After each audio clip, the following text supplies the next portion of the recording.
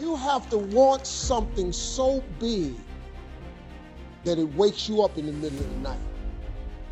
You have to want something so big that you think about it all the time.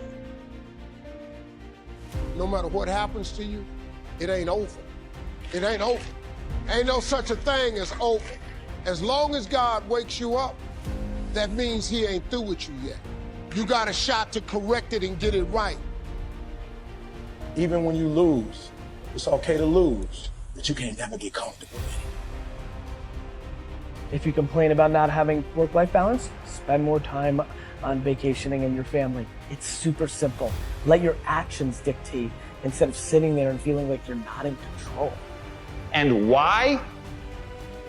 Because as Malcolm X said, the future belongs to those who prepare for it today. So if you don't put the work in today, if you don't do the unending, back-breaking work of developing yourself into something greater, the world is going to pass you by. The truth is that you are going to suffer. But the way to deal with suffering is accepting that suffering and then recognizing that it is suffering, accepting it, and then letting it sort of have its say, and then moving on. As long as I enjoy what I'm doing, I train hard, I have no regrets, and all I can do is give my best, then it's going to be fine, regardless of the outcome. It's important for me to actually hear criticism sometimes, you know, because I think that's what makes me a better player. And if you're getting up going to work on a job every day that you hate going to, that ain't living, man. You just existed. At one point in time, you ought to see what living's like. But the only way to see what living like, you gotta jump. There are moments when you're going to doubt yourself and say, God, why is this happening to me? I'm just trying to take care of my children and my mother. I'm not trying to steal or rob from anybody. Why did this have to happen to me? For those of you that have experienced some hardships, don't give up on your dream. This walk is hard, but the hardest walks lead to the greatest destinations. The toughest climbs always lead to the best views. It will be worth it in the end.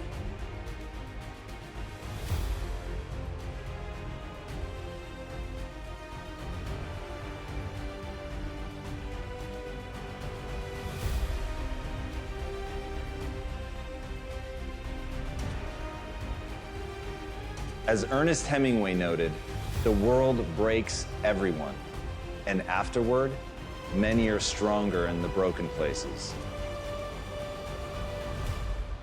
You have to be grateful for what you can get. Plain and simple. Like, be grateful for what you have, because that's, like, we're lucky to even be here. You know, you have to start in that mindset. It's like, you can't, that's the problem with social media right now, is that you're comparing yourself to people that have like this large success, and you're like, I want to play there. But you first have to go with what you have in front of you and make that meaningful. I don't care how hard you fail. I don't care how many times you fail the test. I don't care if nobody don't believe in you. It only takes you believing in yourself to get this thing done. As long as you believe in you, you got the right mindset, you got the right attitude, you can have whatever you like. But if you fall, I need you to fall forward. I need you to fail forward. Every one of us who's a goal achiever sets goals, but very few people think about the obstacles that are there and them overcoming the obstacles. To understand, the only difference between the possible and the impossible is your set of skills, a belief in yourself. Getting better isn't a hack or a trick or a one change that you need to make. That most of you say you want to be successful, but you don't want it bad. You just kind of want it. You don't want it badder than you want to party. You don't want it as much as you want to be cool. Most of you don't want success as much as you want to sleep. We all have things that we're believing for, dreams that we want to accomplish, problems we're hoping will turn around. Maybe it's to see our family restored, to lose some weight, to break an addiction, to start our own business. But sometimes as it goes on, month after month, even year after year, we don't see anything changing. It's easy to get discouraged and think, it's never going to happen. This is as good as it gets. I'll just learn to live with it. We all go through disappointments, setbacks, loss. Pain is a part of life. It's easy to get discouraged, even bitter. Think, why is this happening to me? But my question is, why isn't everyone? To me, it comes down to the strategies that you use. There really isn't anything objectively good or bad. There isn't anything that happens to you that can't be overcome. There isn't anything that could happen to you. Anything. You can't afford not to be used. You can't afford just to go to work so you can get a check. You cannot afford not to see what your greatest is. You can't afford not to put your foot all the way down and see what you get out of life. You can't afford not to be you. You still in the game, which means if you're in the game and there's still time in the game, still time left in the game, you can still win the game.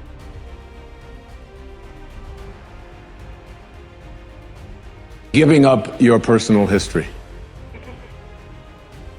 And I learned it from a man named Carlos Castaneda, who once said that one day, he said, I finally realized that I no longer needed a personal history. And just like drinking, he said, I gave it up. And that, and only that, has made all the difference in the world. You know the nice thing about giving up your personal history? Is that if you don't have a story, you don't have to live up to it. All of us have these bags of manure that we carry around with us called our past, and the people who have done things to us, and the events and the circumstances, all of this stuff that we use and we bond to, and we bond ourselves to these wounds of our past, and we identify ourselves on the basis of these wounds. And every once in a while we set it down and we reach in there and we smear it all over ourselves, and then we wonder, why does my life smell so bad? I don't understand this. When in fact, the now, this moment, merging yourself into the now, means that you may have been in a relationship. I had a woman from Holland who came over to see me, whose husband had left her after 25 years. She had 4 children, and she just had been on the verge of suicide.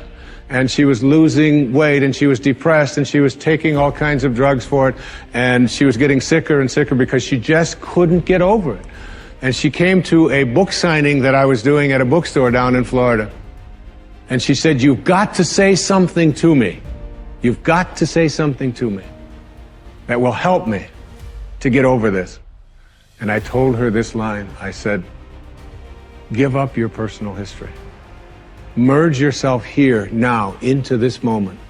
And those 25 years are something, if you want to understand how to do it, think of your past as, oh, this hat. And this is your past.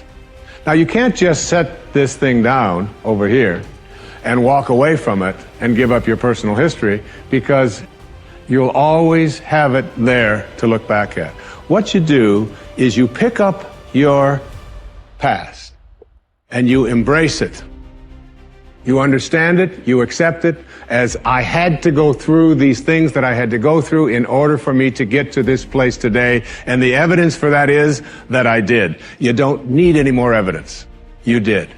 And then you toss it. You toss it. You embrace it and you toss it. And you merge into the now by giving up your attachment. And some of you have heard me use the metaphor of the wake. Alan Watts talked about the wake is not what drives the boat. The wake is just a trail that is left behind. That's all it is. And so is the wake of your life. And the wake doesn't make the boat go, and neither does the wake of your life the reason why your life is going in the direction that it is. The wake is a trail that is left behind, and it's an illusion to believe that it is the cause of your suffering or your struggles or your difficulty. Give it up. Let it go. Embrace it, understand it, get help doing that if you must, and then move into the now.